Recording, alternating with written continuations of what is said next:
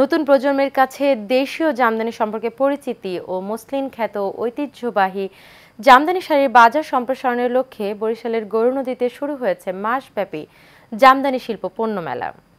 উপজেলা প্রশাসন জানায় 14টি শর্তে অনুমোদন দেওয়া হয়েছে মেলা। গৌরনদী থেকে জি.এম. জসিম হাসানের রিপোর্ট, জানাচ্ছেন রাশেদ আকন। ক্রেতা বিক্রেতা আর বিনোদন প্রেমীদের পদচারণায় জমে উঠেছে বরিশালের গৌরনদীর মাসব্যাপী জামদানি শিল্প পণ্য মেলা। মেলায় জামদানি শাড়ির পাশাপাশি দেশীয় পণ্যের পসরা সাজিয়েছেন দোকানিরা। এতে অনেকদিন উৎসবের আমেজ থেকে বঞ্চিত গৌরনদীবাসী যেন প্রাণ ফিরে পেয়েছেন মেলার কারণে। মেলাটা নূতন হয়েছে, এর জন্য পরিবার নিয়ে আসছে, খুবই ভালো লাগছে। পরিবেশও ভালো, অনেক লোকজন, ভালোই লাগছে। দেখলাম আইন শৃঙ্খলা বা সবকিছু মিলিয়ে ভালোই।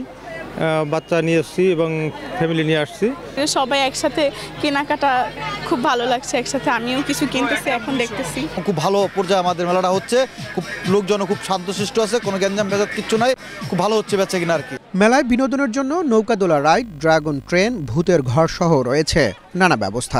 এছাড়াও মুখরোচক খাবারের দোকানের কমতি নেই মেলা প্রাঙ্গণে।